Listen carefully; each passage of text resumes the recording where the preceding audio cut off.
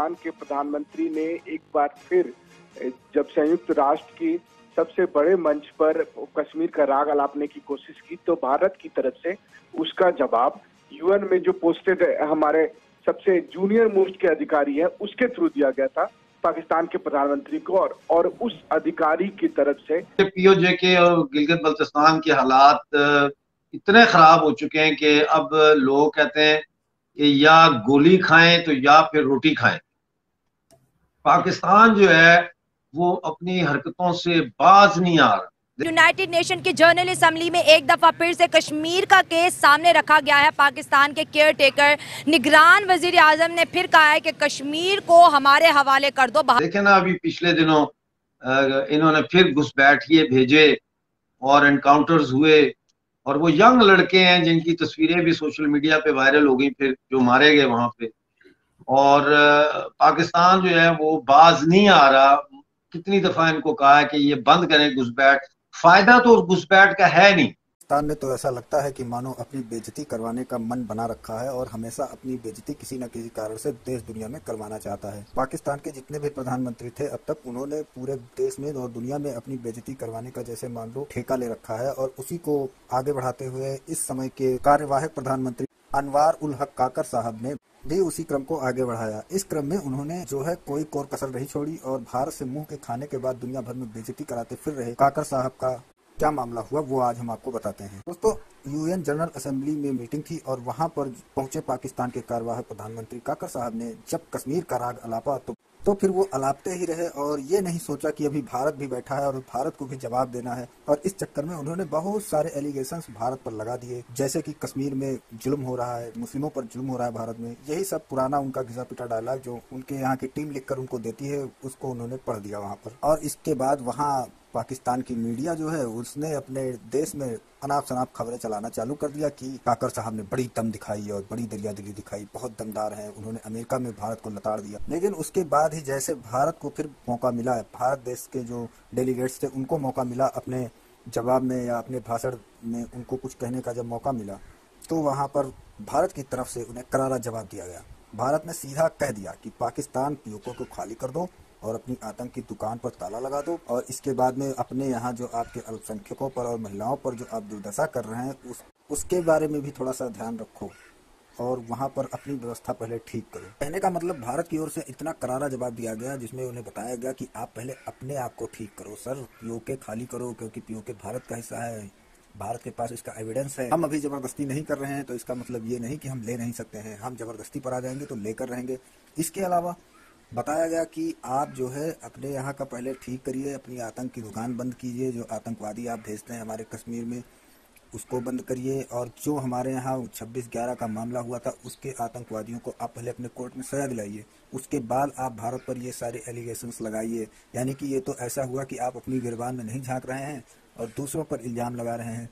तो इस सब बात से काकर साहब का मुंह एकदम लाल पीला हो गया, और एकदम से अब उनको देखा जाए तो अब उनके सोच समझ से सब बाहर ही था ये सब चीज़ें। और कहीं ना कहीं जो उनके स्क्रिप्ट राइटर थे उनको भी ये बात शायद पता नहीं रही होगी कि इस बार भारत इतना सारा इल्ज़ाम लगा देगा और साफ साफ पीओके खाली करने को कह देगा, वो भी यूएन में। उन्होंने तो सिर्फ 2 मुद्दे उठाए थे और भारत ने तो उन पर इतने मुद्दे लाद दिए कि इसके बाद में उनका जो है बोलना और किसी से मिलना और ये सारी चीज़ें उनका एकदम ख़त्म हो गई, और वहाँ पर वो बस खाली पिकनिक वगैरह मना करके लौट आए हैं, ऐसा कहा जाता है। और इसके बाद में अब इनके भी देश से इनको गालियाँ पड़ रही हैं कि आप पहले यहाँ भूखे नंगों को संभालो, पहले हमारे देश को, अपनी आवाम को ठीक करो। आप कश्मीर मांग रहे हो, यहाँ पर आपके पास खाने को नहीं है, आपकी आवाम भूखों मर रही है, आप सबके सब जितने भी नेता हो पाकिस्तान के वो सब चोर। तो ये सारी चीज़ें हैं। चलिए चलते हैं वीडियो की तरफ और देखते हैं क्या है पूरा मामला। और वीडियो पसंद आए तो लाइक करिए, चैनल को सब्सक्राइब करना ना भूलें, और अगर यदि आप हमें थैंक्स भेजना चाहते हैं तो वो भी ऑप्शन मिल जाएगा, आप थैंक्स भी भेज सकते हैं। भारत ने जिस तरह से आर्टिकल 370 हटाया, कश्मीर को लेकर उनकी पॉलिसीज चेंज हो रही है। उन्होंने कहा कि सबसे पहले क्रॉस बॉर्डर टेररिज्म पाकिस्तान बंद करे। सेकंड पे उन्होंने कहा है कि पीओके जिनको हम आज़ाद कश्मीर और वो पीओके कहते हैं कि हमारे हवाले करे। तीसरा उन्होंने कहा कि मुंबई अटैक्स में जितने दहशतगर्द मुलविस थे उनको आज तक कोर्ट की तरफ से, पाकिस्तानी कोर्ट की तरफ से सजाएं नहीं सुनाई दी गई। यानी कि पीटर गहलोत जो हमारी अधिकारी थी उन्होंने पाकिस्तान के प्रधानमंत्री के का जवाब ये कह कर दिया कि पाकिस्तान को पाक अधिकृत कश्मीर खाली करने की जरूरत है, ना कि कश्मीर का राग अलापने की जरूरत है। तो वो पाक अधिकृत कश्मीर को खाली करे, और इसीलिए ये जवाब निश्चित तौर पर पाकिस्तान के प्रधानमंत्री के मुंह पर एक करारा थप्पड़ था। हम देख रहे हैं कि कश्मीर को लेके इंडिया की पॉलिसीज चेंज हो रही है, लेकिन हर बार की तरह इस बार भी हमारा केस जो है कश्मीर को लेके कमजोर पड़ता हुआ दिखाई दे रहा है। क्या वजूहत है? 77 सालों से हम सिर्फ और सिर्फ कश्मीर का राग लाप रहे हैं, पाकिस्तान के इतने मसाइल है उस पर कोई बात नहीं करा। क्या हमारी पॉलिटिक्स भारत और कश्मीर पर टिकी हुई है? क्या इसके अलावा हमारे अंदर कोई टैलेंट नहीं है कि जो यूनाइटेड नेशन में हम रिप्रेजेंट कर सके? We reiterate that the Union territories of Jammu and Kashmir and Ladakh are an integral part of India. Matters pertaining to the UTs of J&K and Ladakh are purely internal to India. Pakistan has no locus standi to comment on our domestic matters. As a country with one of the world's worst human rights records, particularly when it comes to minority and women's rights, Pakistan would do well to put its own house in order before venturing to point a finger at the world's largest democracy. सवाए एक खसियानी बिल्ली खंबा नोचे वाली मिसाल है कि पाकिस्तान की सरकार जो है इंटरनेशनल लेवल पे कोई ऐसा मौका या फोरम जो है हाथ से जाने नहीं देती जहां पे वो इंडिया बैशिंग ना करे। अभी आप देखें पाकिस्तान के जो प्राइम मिनिस्टर थे यूनाइटेड नेशन जनरल असेंबली में गए, वहां पे भी कश्मीर का मुद्दा लेके खड़े हो गए खाम और झूठ बोल रहे हैं, मतलब झूठ बोल रहे, कह रहे कश्मीर में जुल्म हो रहा है। क्या कहेंगे, मुसलसल 77 सालों से कश्मीर के मसले के अलावा क्या हमारे पाकिस्तान को और कोई मसला नहीं है? ऑब्वियसली सी बात है कि मसले किस किस्म के नहीं है पाकिस्तान में, हर चीज़ का मसला है। सबसे पहले आपकी बेरोजगारी का, सबसे पहले आपको बिलों का, तीसरा मसला आपका जनाब कह लें कि लोग जो है बेरोजगार हैं, चौथा मसला चोरी डकैतियाँ आम हो रही हैं, पांचवा मसला इस मुल्क में ये है कि जी आप कह लें कि हर दूसरा बंदा दूसरे बंदे की जेब नोचने को है। वाई? क्यों? क्योंकि हमारे मुल्क के हुक्मरान, हमारा अपना ज़मीर, और दूसरी सबसे बड़ी बात पॉवर्टी जिसे हम गुर्बत कहते हैं। जब तक ये चीज़ नहीं होगी, हर पॉलिटिशियन हर बंदा अपनी जेब भरने के चक्कर में है। क्या ये गरीब आवाम का कोई हक नहीं है?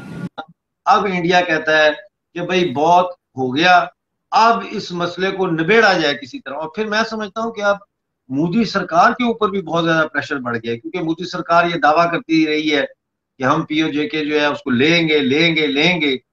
तो कितने सालों से मोदी सरकार की सरकार है, 9 सालों से, तो वो कहते भी कब लेना है, इलेक्शन से पहले लेना है, इलेक्शन के बाद लेना है। और मुझे लगता है कि अगले जो इलेक्शन है इसमें ये सवाल जरूर उठेगा कि POJK का क्या करना है। बिल्कुल हक है पाकिस्तानी अवाम का, ये गरीब अवाम का कोई हक नहीं है। थोड़ा हाँ, ये गरीब अवाम का कोई हक नहीं है। ये कहाँ से कमाते हैं? एक आदमी की जो बंदा जिसकी सैलरी कह लें फ्रैंकली स्पीकिंग 32,000 32,000 रुपया हर बंदे की सैलरी की गई। पिछले दिन नोटिफिकेशन हो गया, चले कह लें जी 25,000, चले जी अब्यूज कर लेते हैं जी, हम मान लेते हैं कि 25,000 रुपया जी हमारी सैलरी है। 25,000 में से 15,000 रुपया उसने घर का रेंट दे दिया, 10,000 रुपया उस बंदे ने जी इसके बिल दे दिया, सब कुछ करा लिया। उसने खाना कहाँ से? तालीम बच्चों की। मेरी बात सुने ना, चले तालीम मान लें, एक आम बंदे का राशन घर के इस्तेमाल के लिए कम से कम भी मेरे नजदीक 12,000 रुपया मस्ट है। ठीक हो गया।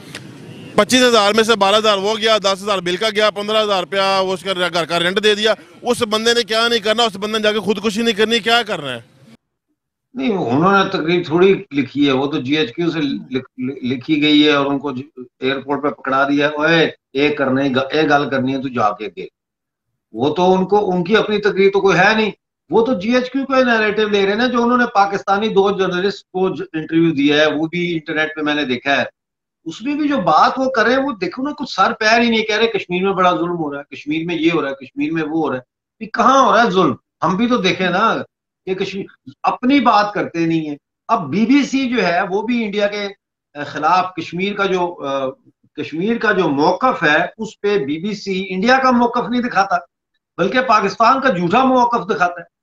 क्यों नहीं BBC ने आज तक POJK के ऊपर कोई डॉक्यूमेंट्री बना के दिखाई है? गिलगित बल्तिस्तान में जो कुछ पाकिस्तान कर रहा है उस पर डॉक्यूमेंट्री दिखाई, और वो पुरानी 1990 की चीजें निकाल के तो आगे पीछे उनको जोड़ के तो उसके ऊपर डॉक्यूमेंट्री अभी भी बना रहे हैं वो।